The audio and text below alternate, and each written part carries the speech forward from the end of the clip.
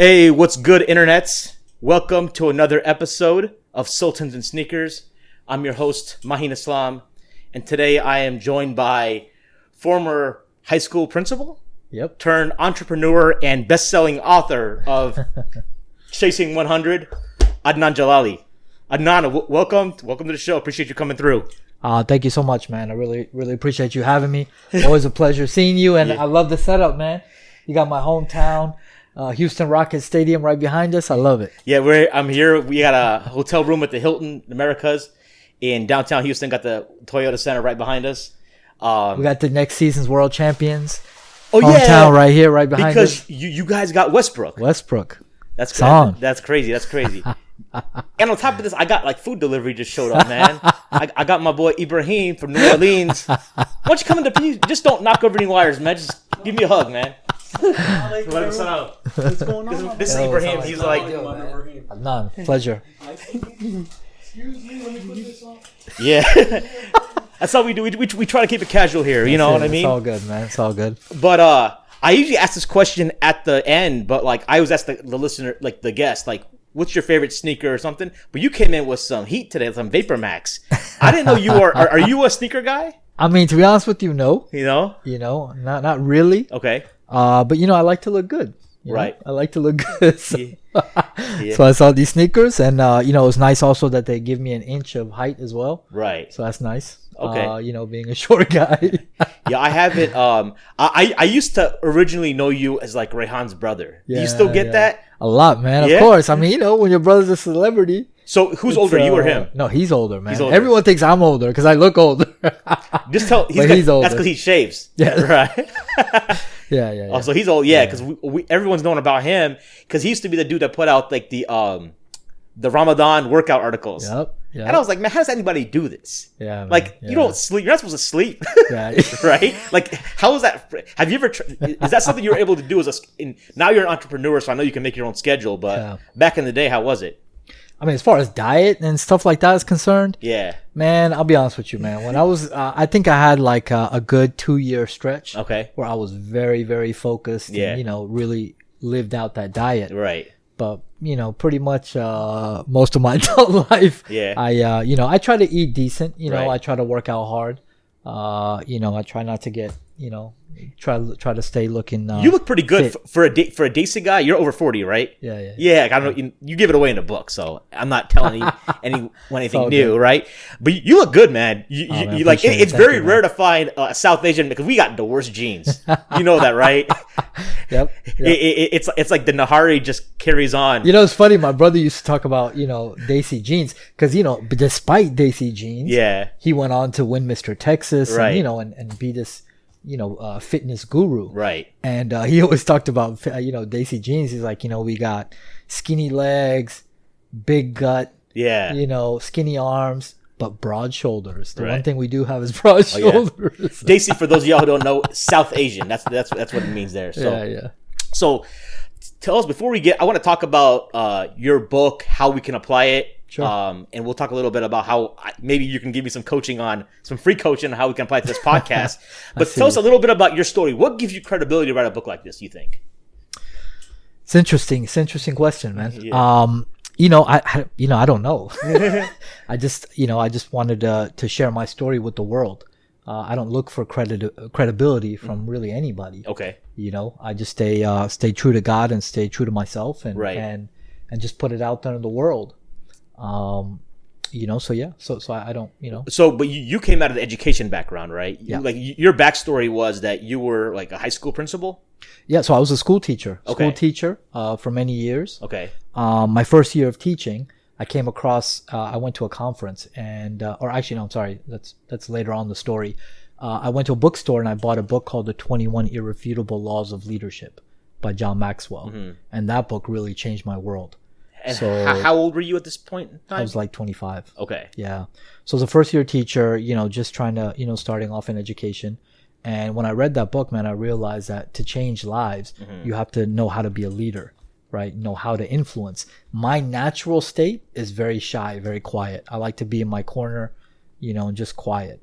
But I understood that I had to change that in order to make a bigger impact in the world. So you were an introvert. Yeah, oh yeah. Or you still? I'm still an introvert. You still really? Yeah, I'm still an When I introvert. first met you was at the Muslim Masterminds seminar in Chicago. It was like 3 years ago, I think now. Yeah, it's been And I remember you spurted it from the back, and I'm like, who is this dude? Right? This dude is like got energy. You know, you brought the most, I want to say, energy of anyone I saw that weekend. okay. To I be appreciate honest, that. you Thank know? you. I appreciate that. Yeah. But like, well, anyway. you still consider yourself an introvert though, because I you know what? I'll be. My story is I used to be an introvert too in high school. I don't think I'm an introvert at all anymore. Yeah. I think I actually just phased out of it, or maybe I was an extrovert at heart, and I just didn't know how to express it. Okay. Or maybe you don't have the confidence to be able to go out there and do it. Yeah. Right. No, I mean, so for me, I mean, I'm by nature an introvert. Okay. That's still my nature. Okay. However, I know how to extrovert and when I need to. Right. You know, so Okay. yeah, man. Yeah. Okay, so then how do you go from you were living in Houston at the time? Yeah, I was living in Houston at the time. You know, so I would spend about 8 years being a school teacher. Okay. Taught in, you know, private schools, public, charter, in the hood. I did a little bit of everything. Sure. And I loved it. Yeah, I loved it. And then I went on to become a school principal because I figured, okay, let me prove all this leadership theory that I've been reading about, learning. Yeah. I got my master's in educational leadership. Okay. And then so I went on to be a principal, and I moved. At the time, I was a school teacher in Qatar, in the Middle East. Right. And then so I got a job offer, you know, from going from the desert in the Middle East. I got a job offer to be a principal of a small private school in the Virgin Islands. Okay. So from the desert to the tropical island. Okay. And so I moved out there with a bunch of my buddies. Right. And we did like a school renovation project. It was pretty awesome. Cool. Now, I should have asked this a little earlier. You got an education. Is that because you just loved kids and you wanted to impact kids? Be honest with you, I was lost, man. I was lost. So, you know, from a South Asian cultural background, Right. you know how our parents basically give us, you know, two options, right? And you did none of those. and so as a creative type, Yeah. like I didn't want to be a doctor, man. I look at blood, I want to throw up, bro. I mean, you Right. know, just not for me. And, you know, the lawyer thing wasn't for me. And the engineer thing wasn't for me because I don't like math and science. I'm more Right. the arts creative guy. Right. And so I was kind of lost, man. I didn't know what to do. And one day my brother-in-law said, man, I think you'd be a really good teacher. I said, I don't know, man. I'm going to be poor all my life. You know what I'm saying? Like, but then I went there and just happened to go, you know, go check it out. Right. And interviewed at a small school. And man, I just, from the first day when the kids walked in the class, Right. I was like, man, this is cool. You know, this is really cool. I really enjoyed it. Yeah. Cool. So then so you're living in, so you go from Houston to Qatar to the Virgin Islands. Yeah. When did you decide to like do something, like become an entrepreneur? Yeah, it's a great question. So when after the project in the Virgin Islands, we were able to turn the school around. There was another project in Houston, so I came to Houston, became a school principal. Now, during that time, I attended a leadership conference. Yeah. And one of the speakers there said, you know, to us, and this really changed my world. This is where Chasing 100 was born. He basically said to us, you know, what would your life look like if you were living at 100% of your full potential? And I'm talking about without limits. Right. Right? If you lived your absolute perfect life in every category, in your career, money-wise, health-wise, spirituality-wise, your relationships, you know, how would that ideal life look like for you? What's that 100%? Right. And so that's when Chasing 100 was born. And when I heard that question, man, my honest answer was, man, I have no clue. Yeah. I mean, who thinks like that? You know? Right. My thing was always, you know, I think we always approach life as one step after the next. Right. What's my next gig? What's my next thing? Right. But he was like, no, man, go to the end. Go to the big picture. What's your ideal world? Right. And then start, you know, designing your life towards that. Right. And so that's where Chasing 100 was born. And that's where I decided, you know what? The principal thing is great. I loved it.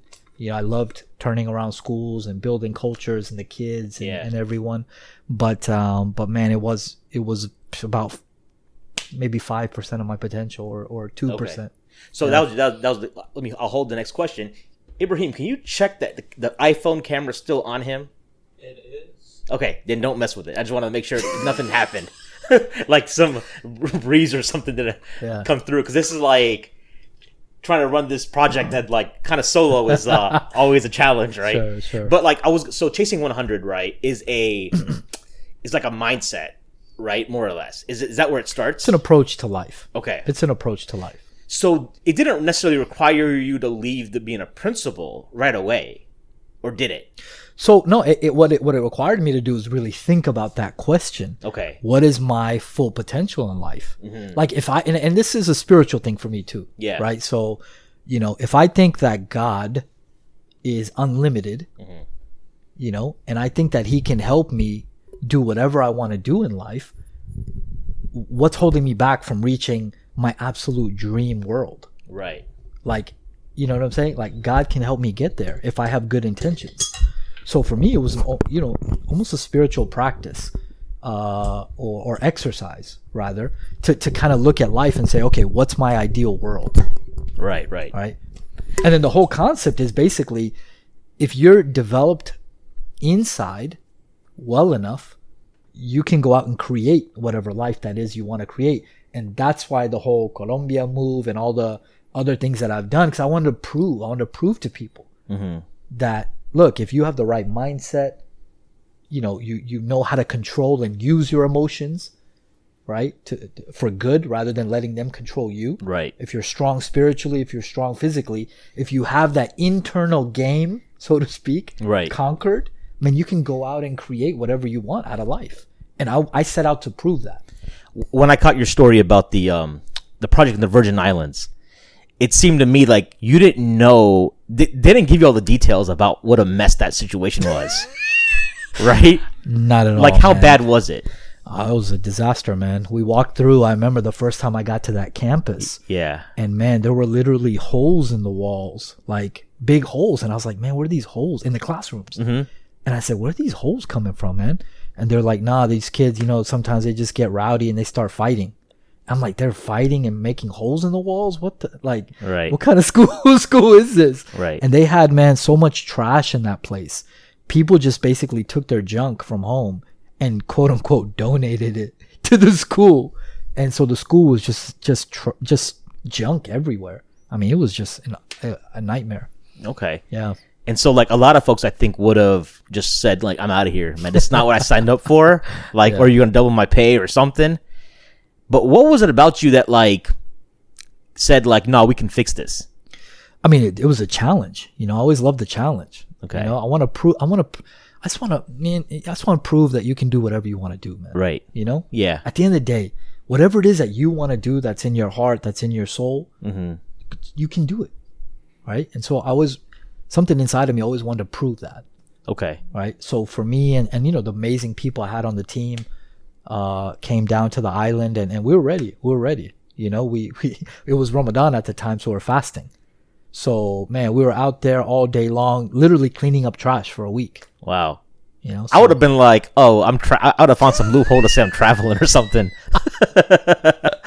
But I think that gives you the confidence, though, right? Yeah. I think once you execute that project, that was huge. That was huge. And by the way, man, we were living in the Virgin Islands, right? Which is like a, exotic destination. Yeah. Right. We were living in a bad condo on the water, bro, in a private community with a private golf course. Bad as in good or like awesome bad. Yeah, like that kind of like a badass. Oh, okay, gotcha. Right.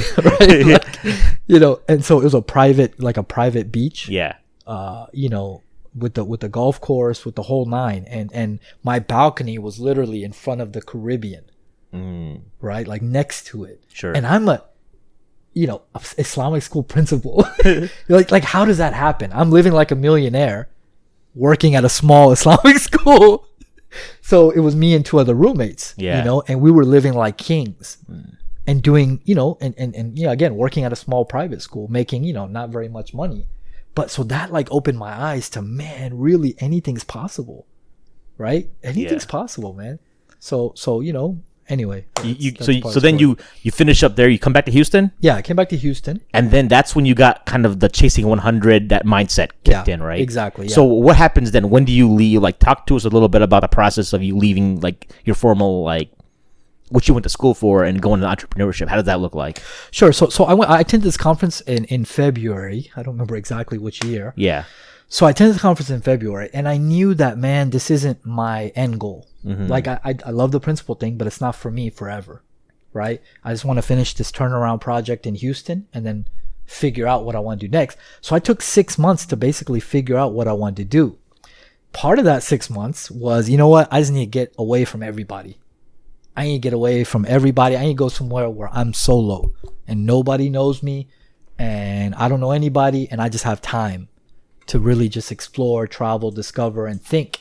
So I said, I had a friend of mine, Jaime Fletcher. I'm sure you know him. Mujahid. Yeah, Mujahid from Islam Spanish. Right. He'd been telling me to go to Colombia for years and years, right? For 10 years. And I'm always like, why Colombia, bro? Like, I'm not into cocaine. I'm not, like, you know what I'm saying? Like, I don't want to get killed. I'm not trying to get kidnapped. Right? Like, what kind of friend are you? Why in the hell would you tell me to go to Colombia? Right. So he was like, no, man, trust me, it's not like that. It's, whatever. So we went down, me and my sisters went to Machu Picchu, and then I went solo to Colombia. Yeah. And I just ended up backpacking around the country for like almost a month. And I didn't know Spanish at the time. Okay. Right? So I'm just backpacking through the country, man, and I found a paradise, man. I found paradise. Honestly, like, not just like the land itself is just wow, right? It's incredibly beautiful. And then on top of that, the people are so kind, man. So let's give you one story to kind of give you an understanding of where I was at. Yeah. I was a principal of a private school that was really for kind of elite families, right? Right. And so, but man, every day these and I don't want to say, I don't want to say everybody, but let's say a good number of them would pull up in their Benzes coming from their 6-bedroom, 5-bathroom houses, and all they would be doing is complaining. Miserable, unhappy, every day, boom, boom, right? But they have the whole world. So right? It seems, right? Yeah. I go down to Colombia, man. I'm rafting, right, in the middle of nowhere in a state called Huila, which even Colombians don't go to. Sure. Right? Because it's in the middle of nowhere. Right. So I'm river rafting in the Rio Magdalena, which is the river that kind of cuts through the country. And we keep stopping to collect stones on the side of the river. I'm like, bro, this isn't part of the tour. Like, right? Yeah. Like, we keep stopping to get these stones. I'm thinking, what are you getting these stones for, bro? There's like a guy next to me, and kind of in my broken, whatever Spanish I knew. And the guy was like this kind of chubby, heavy-set guy with this huge smile on his face, always smiling. And that's how the people are there. They're naturally happy, right? They're warm, they're kind. And so I asked him, what are you collecting these stones for? He goes, man, I'm building my house. Wow. Yeah, I'm building my house. He said, man, I've collected 60 something of these, and I need, 350 to finish this project. I said, oh, tell me about your house. What? He's like, oh, it's my dream. I said, well, describe it for me. He said, no, it's 2 rooms, one for me and my wife, and one for the kids. And, the floors, whatever, it's just dirt. And I have a bunch of fruit trees outside. And that was it. That was it. And I'm thinking, man, look at this guy. This guy sitting here, happy as can be, with his dirt floor house and fruit trees. And I'm going to go back to these, these spoiled rich men. Basically, right? You don't have gratitude. Yeah, and again, I'm not talking about the majority of them were great. I'm just, but it gets tiring. It gets tiring after a while. So anyway, I was like, man, honestly, these are my people, man. These are my people. And so part of that was this whole journey of figuring out what my 100 was. And that's when I really decided, you know what, I'm going to do 1 more year at the school. I'm going to finish this turnaround, pass the baton off to the next leader, the next principal. Right. And then I'm going to go ahead and start chasing my 100. Sure. Part of that was to move to Colombia, build a business, learn Spanish along the way, be an internationally recognized coach and speaker, and, give trainings all over the world, and do it in English and Spanish and and French and other languages that inshallah I'll learn soon. Sure. Okay. Yeah. So it seems like the move to Colombia was the things like, that's what you knew. So that was solid for you. Like, I got to move to Colombia. Yeah. Right. and then everything else will kind of, now I just got to figure out what I'm going to do there. Yeah, exactly. And then that's kind of how the business kind of started. So yeah. How does the business look like today? So no, alhamdulillah, thank God the business has grown quite Yeah. a bit. I've had the honor of working in, 4 different continents. Now, my clientele are multimillionaire CEOs. Okay. All of them. From one that runs a $1 billion company to, Wow. to others that run different companies. So I have a real mix of clientele. How do you start that? How do you get those kind of clients? You haven't been doing it, like, relatively speaking. It's like Tony Robbins has been doing it for like 40 years, right? Yeah.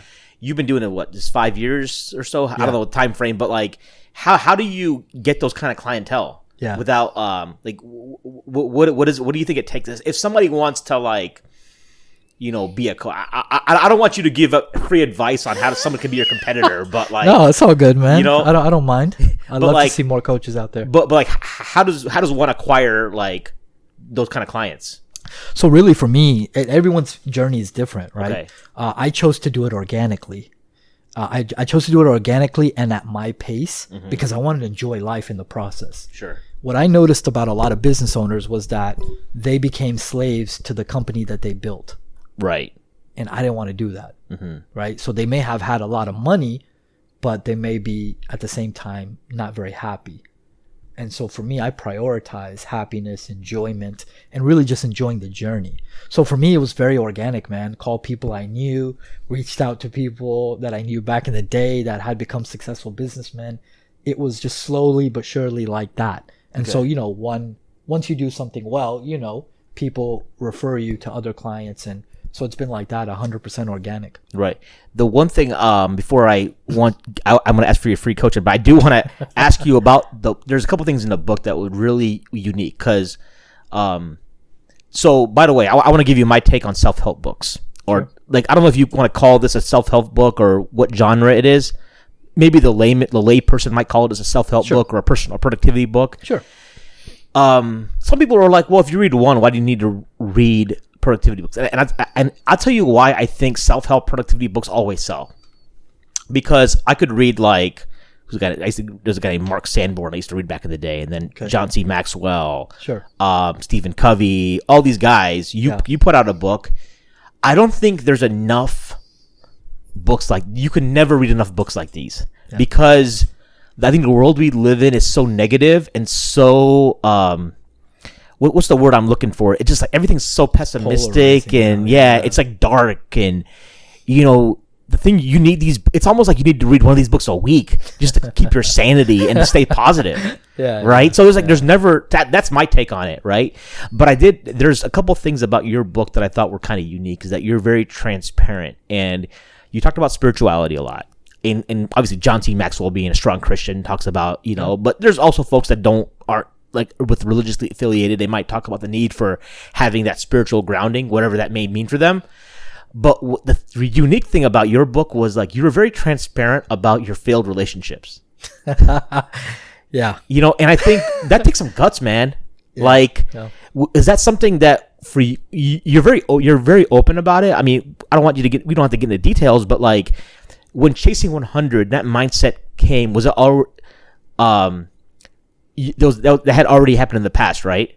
Yeah. But then is that when you first realized though you screwed up, or did you was that something that came to a light before for you? That's a great question, because honestly, before this whole world of like personal development and all this stuff, when I started to read books around mindset, and I read things like, like the Buddha says, the life is the creation of our mind, right? And really, life isn't about what happens to you, it's how you interpret what happens to you. Sure. When I started realizing, and the law of attraction and all these things about mindset, I started learning about how the mind works, and I realized, man, wow, I was blaming her for all our issues, right? And really it was me. It was me, because it was my mindset. I was focused on, I always say, where attention goes, energy flows. And instead of paying attention to the fact that she was beautiful, she was great, She was, she was warm. She's a great cook. Yeah. Phenomenal cook. Right. Which is always a plus. Right. And she was, we had a lot of love between us. Instead of focusing on that, I focused on the little things that annoyed me. Right, like all of us who are married or have been married know that there's little things that really get under your skin, right? And it can be like stupid stuff, right? Like complete dumb shit, like why do you turn the fork that way? That's so weird. You know what I'm saying? Like and Ibrahim's laughing because he knows, right? He knows. We all know, right? But I let that stuff like get to me, right? And my attention was focused on that, right? To the point where I was like, man, I'm done. And it wasn't. You kind of like checked stuff, out, after a while. Yeah, I hear what you're saying, man. Because I've been married now like 10 years, and sometimes I'm like, I get through you nitpick stuff, but then sometimes I'm like, man, I'm lucky she ain't dumped me yet. You know what I'm saying? Exactly. No, but and that's the thing. So that's the thing, right? Where attention goes, energy flows. Yeah. So now, man, I'm like the world's greatest husband, bro. Honestly, I'm not even shy about saying that. Nice, bro. I'm so good with her, man. Oh, nice. I really, really because I'm positive. I try to stay that way. You know what I'm saying? Right. I try to like focus on thanking her, man. I thank her every day, so many times. Tell her I love her so many times. It's just I try to because I want my energy to go that way. Now, how long you been married currently? It's been almost 2 years. Okay, so you're past the honeymoon phase, because if you were like for 6 months, I'd be like, you full of it. Yeah, everybody does that in the first 6 months. That's in 6 months. No, you put in 2 years. Nah. And man, I'm gonna tell you one thing, man. Sure. Since we're talking about relationship stuff, right? Yeah. Advice. You got to be true to yourself, right? So one thing I also realized, man, was when I was married before, I was very like domesticated, right? Like the job, the work, the come back home every day, like that daily stuff.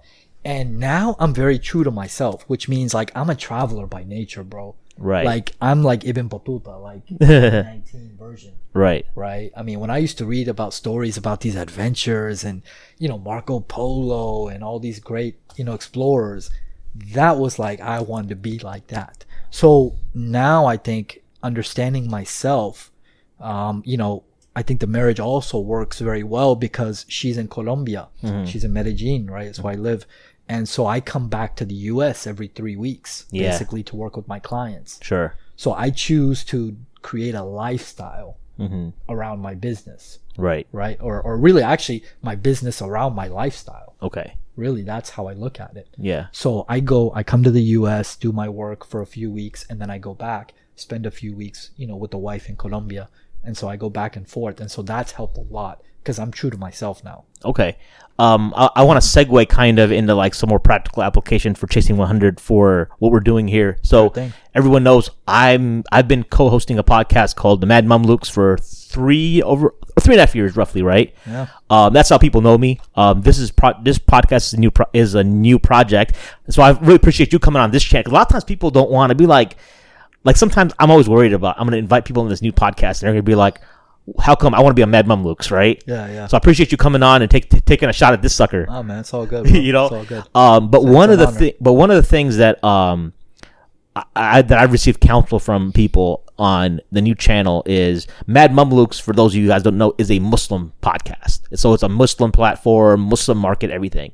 One of the goals that I have about this new channel is while I'll stay on the Mad Mamluks as a host. Obviously you guys who watch that show are probably like, where you been, Maheen? Well, I've been working on this, and like you only have so much bandwidth, so sure. I'll jump back and forth.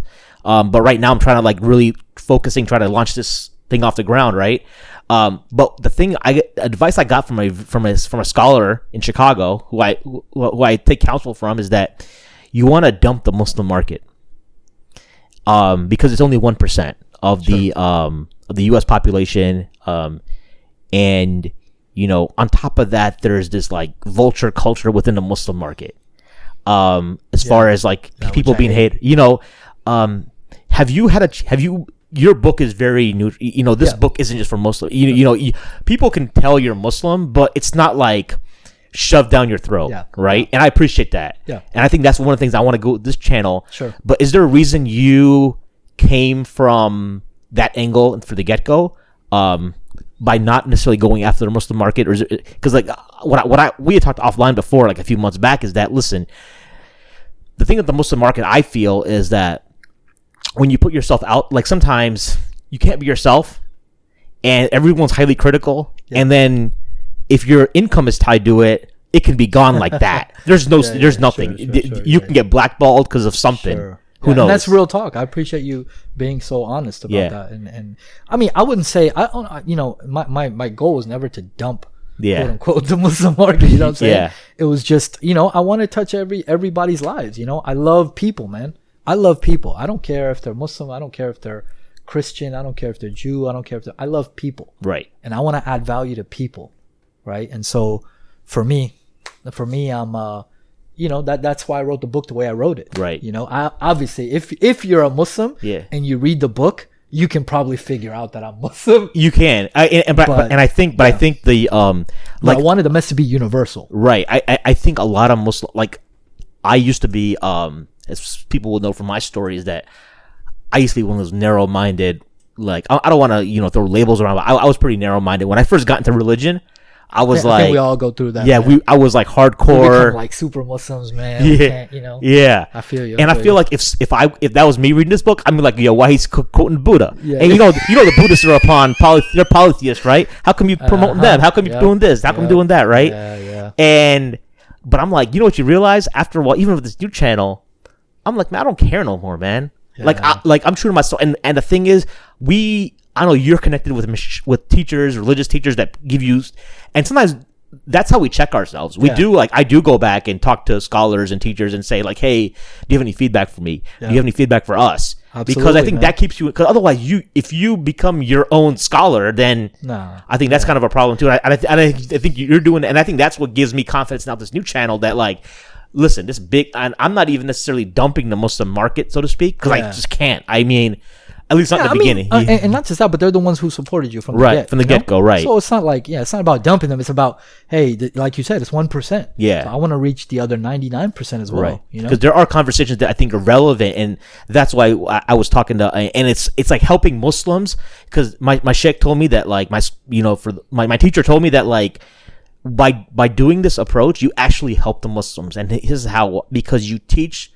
the Muslims who are in their bubbles how to engage with the greater community. Yeah, absolutely. And not just that, but man, again, I mean, if we're talking about this topic and this subject and Muslims, the Prophet, Muhammad, peace be upon him, he wasn't a prophet for one group of people. Right. Yeah. Like, he didn't teach Muslims. Right. Right. You know what I'm saying? Yeah. So he was for everybody, and I think we should be for everybody. We should show love to everyone regardless of their faith, show respect to everybody, and try to set an example of we have the best example, right? In the Prophet Muhammad. So we try to be, as much like him as possible, and try to show an example to everybody else, right? But really, man, show love, man. Show love, And you're talking about love in a time where in the Muslim communities, it's like every week someone's getting hated on. I know you have some strong feelings about that. I can't stand it, bro. I can't stand it. This like hater culture, this criticism for the sake of criticism, this taking people down. People want to spin it like, some people. I think some people are sincerely thinking they're protecting religion from corruption, but some people. But I talked to some elders. I thought to like. But they're, I noticed like the real senior scholars, they don't say nothing. Yeah, they're not even involved. I'm like, and I asked them, they're like, well, what they tell me? They're like, God will protect his religion. Yeah, exactly. It's arrogant for you to think that you got to call this dude out to protect like. Look, man, I think so I have this whole thing, like this whole understanding of like the middle way. Yeah. Right. The middle path is the best path. Right. One of that is that, and on a very deep level. So one of that is that we shouldn't play the hero, nor should we play the victim. Right? Right. So a lot of people try to play hero and be like, oh, I'm holding up the banner of the religion or whatever. Right. And it's just their perspective. And other people on the other extreme act like victims of everything. Right. So I don't think we should be on either of these extremes. Right. Yeah. And I just don't like it, man. I don't know if you want to talk examples. Sure, we can go right into it. Yeah. So this whole issue of like Sherman Jackson and this whole Hamza Yusuf thing, right? Right. I mean, man, I've learned from these people for 20 years plus, right?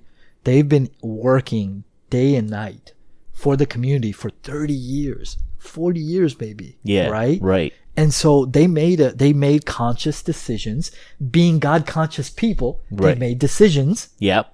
to do things that I disagree with, Right. and maybe other people disagree with. But does that mean we throw them under the bus? Does that mean we forget 40 years of service? Does that mean we forget everything they've done for us because we disagree with their decision making? See, that's the thing. We can criticize, or we can say, hey, I'm 1,000% against this decision, Yeah. but I respect the man and I love the man as my brother. You got to get that caveat too, because I think people are just going after it, and it's just like this bandwagon. And like people who listen to the pilot episode of Sultans and Sneakers know that like I used to like be very critical of Sheikh Hamza back in the day, Yeah. right? And it's something that like that I recant from. And I'm like, and now you see people doing it. I'm See, like, but that shows sincerity, right? Yeah. That's because you're a sincere dude. The sincere people will always check themselves at a certain point and be like, man, maybe I'm wrong. Maybe I'm wrong. The people that you see that are not sincere and that are real haters, they'll never say they're wrong. Never. They'll never admit to being wrong. yeah. I was listening to you listen to Breakfast Club? I haven't. But there's one of the main guys named Charlamagne the God, right? Okay. He's like one of their main like hosts on the Breakfast Club, and he was on another podcast, and I was listening to like how we have like outrage culture, Yeah. and Yep. it's about like Yep. how sometimes we don't get like we don't get the full facts on a situation, but we what happens jump on it. is like yo Adnan, what do you think about this? And it's cool to say, Mahina, I don't know enough about that situation to have a position. Yeah. Why do we Exactly. we are almost bullied into having man. positions? Look, man, there was I forget who it was, man.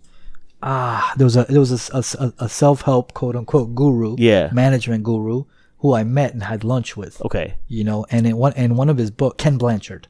That's what it is, Right. Ken Yeah, the Blanchard. 5-minute manager? There you go. Yeah. He's a great guy, by the way. I mean, just an amazing man, full of wisdom. Sure. I sat and had lunch with him one day, just randomly.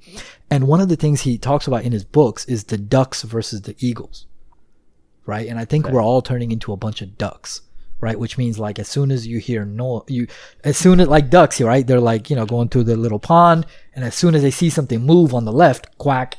And on the right, quack. And on this issue, quack. Oh, now let's talk about this. Quack, quack. Oh, now let's talk about, like, it's just an issue quacking now. Right. We're all a bunch of ducks just quacking about everything. Right. Right? Yeah. We're giving our 2 cents as if people give a damn, right? Right. So, and then there's the eagle, right? The eagle stays quiet. The eagle doesn't react to everything. The eagle stays up high, looks at the whole situation, comes down when he needs to come down, boom, does his work and goes right back up.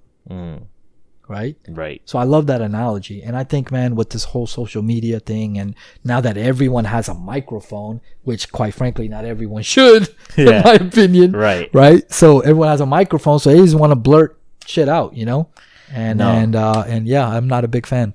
Absolutely. What advice, as I'm so I'll give you the breakdown on like one thing the listeners and the viewers of this podcast will get from me is a lot of transparency as far as like what I need or what my goals are, right? I think under a Muslim platform, there's always this idea of doing everything for free or fi sabilillah. Yeah. Listen, folks, I want to do this full time. I gotta eat, bro. I want to do this full time. I have a good, I feel like you were like, I'm an engineer. I've been at the same company for 11 years. They've been good to me. The work's interesting for the most part, but it's only like, if you really ask me, is it really what I want to do? Yeah. It's not like, man, I was so excited. I was so hyped to come to Houston this weekend because I was like, I get to do 6 interviews. Yeah. Yeah. And it's like the day to day, and like do more. Do more. But, right now I've got 6 scheduled. Yeah. But like the idea of like setting it up and like playing with everything, it's just fun. Like, and that's what I've heard from a lot of people who like are really have found that purpose. They're like, the day to day, the grind isn't a grind. Yeah, not at all. It doesn't feel like it. And so that's what I'm like. And I know people can do it. I know people can podcast. And I think one of the faults that sometimes we have is we look at Joe Rogan and whatnot as the standard for podcasting. And we're like, well, Joe was like, I know we talked about it before, is that the thing about Joe is that Joe is not a podcaster first. He's a UFC guy, comedian. Yeah. And then when he releases a podcast, it's going to be, it's going to blow up. Yeah. Right. Yeah. But there are people I found out that they were like attorneys or this, and then they started like really awesome podcasts. Yeah. And they've been grinding at it for 8-10 years, and now they're doing it full time. Yeah.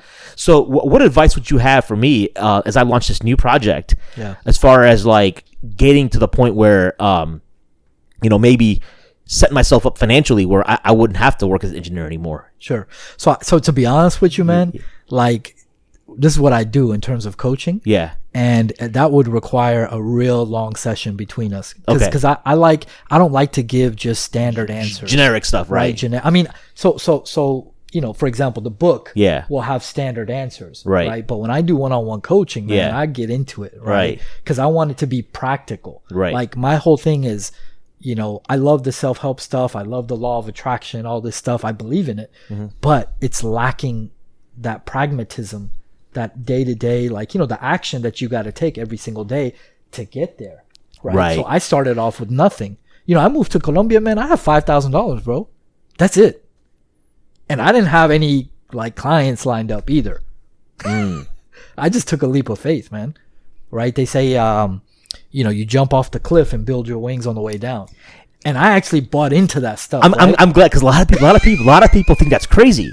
I'm glad you mentioned that. I was going to ask you about that. Like that mindset. They're like, well, don't people end up screwed by doing that sometimes? Bro, I mean, it depends on what you mean by screwed, right? Yeah. Like, what does that mean? Uncomfortable for a little while? Right. Okay, so what? Yeah. What person who fulfilled a big dream of theirs Yeah. didn't get uncomfortable for a little while? Right. Right? Like Joe Rogan, when he started his career, whatever he was doing, Yeah. I guarantee you he was very uncomfortable when he first started. Right. That's part of the process. Right? So I remember I'm sitting here in Bogota, right? I started off in Bogota, which is cold, chilly at night. You wouldn't think that. It's like, it's almost 9,000 feet. Oh, because the elevation. Yeah, it's 2 times higher than Denver, right? And so I'm sitting in this small little apartment, bro. I don't know Spanish yet. Like, I'm still kind of lost when I walk around. I don't really understand everybody. Yeah. The one project that I had lined up down there to kind of launch my business, the guy flaked out on me, totally disappeared. Right. So I'm sitting there, man. I'm like, I'm running out of money. Because, I didn't have a lot of money. Right. Right. As a teacher that traveled a lot, the principal traveled a lot. I wasn't big on saving. Yeah. So I'm bleeding money quickly. Right. And I have zero income coming in.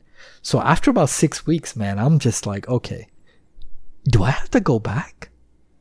Am I going to have to move back home and go look for another principal gig? Right. And I sat there and I said, hell no. Hell no, I'm not turning back. Yeah.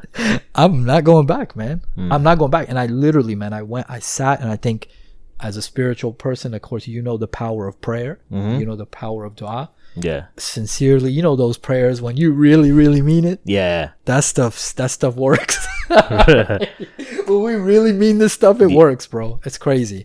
So I made really serious prayer. Like, man, God help me out. I know that this is for me. Right. I know that I'm supposed to be on this path. Right. Don't let me quit on it. I got you.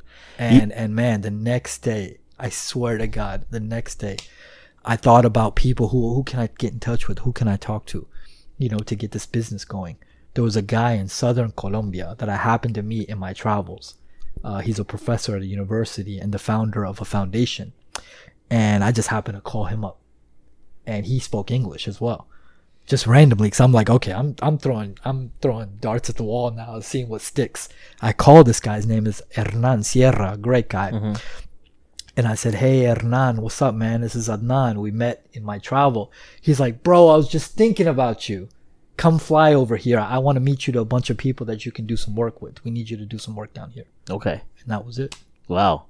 Talking about the power of, I took a course in Ramadan called Visionaire. Yeah. Through Muhammad Sharif. He is the man. He is the man. So one of you make these dream du'as, right? And to be honest, I've been slacking hard. Like in Ramadan, I went hard. So as soon as like Eid showed up, I was like, all right, I'm out. And because you're supposed to do it every day for like 6 months, right? And if Sheikh Muhammad's listening to this show, man, I'm sorry, man, I screwed up. But it's disappointing, bro. It's disappointing. But like one of the du'as that I was like, how do I make podcasting like a full-time career? And so on my phone, I'll show you after the show, is like I've got like what you do is you pick the 6 dream du'as and you have images and you can make a collage. Yeah, and I have sure. I think I've got a picture of Joe Rogan's studio Yeah. as like one of my 6 images. Yeah. And at the time, I'm still hosting Mad Mumlukes only. There's nothing, and Mad Mumlukes was like, I was like, how do we make this money thing work? And we were like bumping up against trying to figure it out. Yeah, sure. Part of the problem of the Muslim market. Sure. Right. And then the opportunity shows up. It's like, I'm talking to my team at Mad Mumlukes. They're like, hey, Maheen, why don't you start your own channel? Yeah. And it would benefit us this way. And you could still host Mad Mumlukes. Yeah, sure. And then I'm like, and then you could have all the control if you want, however you want to run it from a financial point of view. Yeah.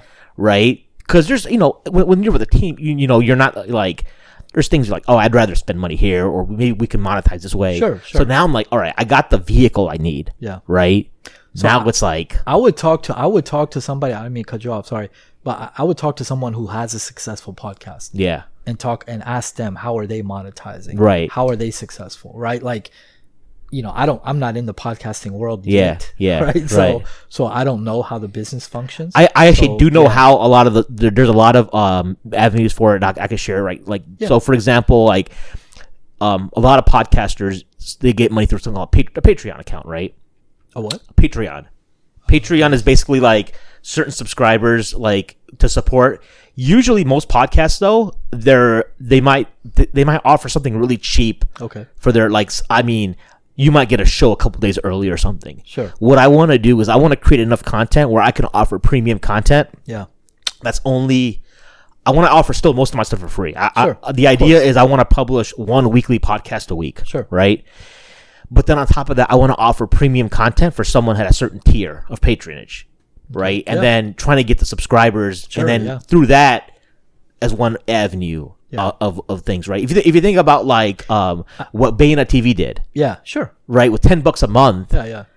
And how much revenue that something like that is generating. Yeah. And I look at my own spending habits. Like, there's all kinds of random crap I'm subscribed to for like $10 a month. Exactly. Then I'm like, yeah, whatever. Some of it isn't giving me anything, but I'm like, but I like the dude. He's giving me, but I actually want to give people something. Yeah, sure. Right. And then, my advice is to focus on what you're doing for people. yeah, Right. Whenever you focus on that, yeah, good stuff happens, Okay. because you're focused on adding value to people Right. really in a big way. yeah, Right. In a very meaningful way, man. If you keep thinking about that, if your mind is always focused on them, how can I add value? What can we, you know what I'm saying? Like, if you just focus on that, man, the good things happen, right. And man, look, trust me, I know I'm living it. That's why, again, I want to prove. Now I do coaching in Spanish. You know what I'm saying? Like, I've given trainings fully in Spanish. Right. And, I'm hopping around, coaching these multimillionaires and working with them. And I'm traveling nonstop. I was in 3 continents in 3 days last week. I see your Instagram story and your social media, man. You're always on the go. So I'm always on the go, right? So it's exactly what I saw in my head 5 years ago, bro. So 5 years you've done like that. So it's not like a lifetime. It's like 5 years. Yeah, that's it. I mean, it seems like a lot because when you live through it, you have those downtimes. Right. And bro, anyway, there's some downtimes, right? There's some challenges when you go through it. Right. So, but man, if you just keep your mind focused, man, where attention goes, energy flows. I got you. You gotta keep that vision in your head, even when no one believes in it but you. As we wrap up here, any parting advice for the internets out there listening or watching to this? I mean, my advice would be, man, to read the book. To read the book. No. And honestly, Ibrahim will bring it up. And I don't. So what? One of the reasons I write this in the book. Right. One of the reasons why I wrote the book is because someone asked me, "Hey, if you were stuck on an island and you only had one book that you could read, right, forever, and not a religious book, sure. So not the Quran or the Bible or any of those religious books." What would you take? And honestly, I didn't have a complete book that I would take and just that would hit all areas of my life and really remind me of who I'm supposed to be in life. Right. And so that's why I wrote it. Right. So that's and I think honestly it's a spiritual thing as well. If you look at, the examples of the great people of the past, man, their goals were to reach their best. Yeah. Matter of fact, the Prophet Muhammad, since we were speaking about him, peace be upon him, towards the end of the life, he stood on the mountain and he basically said, he gave his last speech, his famous last speech. Right. And he basically looked up at the sky and said, God, you're my witness that I delivered my message, your message to my people. Sure. And if you look at the context of everything that was happening at the time, he was basically saying, God, I'm done. Like, I did what I came to do. I'm out. Right. Yeah. Like, I'm good. I'm ready to go back. So my thing, Chasing 100, the whole thing is, man, I want to get to the end of my life and be able to say, you know what? I'm out, man. I'm good. I did everything that I could. I fulfilled my potential. Right. And I lived out my dreams. I did everything. I'm ready. All right. I want to go back to the original question of the show. We asked about the shoes. Since you're not a sneaker guy, what's your favorite? Is there a piece of Are you into fashion at all? Or I mean, I'm not like a you're not a brand, connoisseur. I'm not a brand connoisseur. Okay. But I like looking nice. Okay, I but like... nothing specific. You're just like because looking sharp looks like I told you before, man. It's like natural to you, man. No, I appreciate that. That's the nicest thing you said to me all day. No, I mean, you said a lot of nice things, but that's like the most important for me. Anyway, I'm just kidding. But no, I mean, I think it's important. I think it's important to look. And if people want to reach out to you, if they want to hire you for any coaching, how can they reach you? Sure. So, I mean, the book, it's on Amazon, Chasing 100, the soft copy. The hard copy you can purchase online, adnanjalali.com. You can just reach out, direct to me, man. Look, man, I'm early in the journey still. I'm still very early in the journey. People don't know me. They're going to look at this podcast and be like, who is that? Who's Adnan Jalali? What's Chasing 100? Hopefully in 5 years that'll be different. But, for now, they don't really know me. So, man, just reach out to my personal email, man. Adnan Jalali, adnan.jalali@gmail.com. Yeah. Well, I appreciate, I'll say that we met like 3 years ago. Adnan's been one of like the most down to earth, humble guys I know, man. Oh, man. And like I appreciate, may you be blessed in all your endeavors. Thank you, man. Keep doing what you're doing. I see great things for you, man. So keep pushing. Likewise, man. Likewise. Keep this podcast thing going. All right, bro. man. Appreciate it. Love it. Listeners out there, you can subscribe to us on iTunes. We'll be on Spotify. And email me at info@sultansandsneakers.com for any feedback and give me a 5-star rating. And then also check out the Mad Mom Luke's. Don't forget about Mad Mom Luke's 5-star review there on iTunes. Nice. For the Muslim listeners or the non-Muslims who care about like any Muslim specific issues, you can get more of that on the Mad Mom Luke's. All right. Awesome, bro. So with that, we will be signing off. Peace out, internets.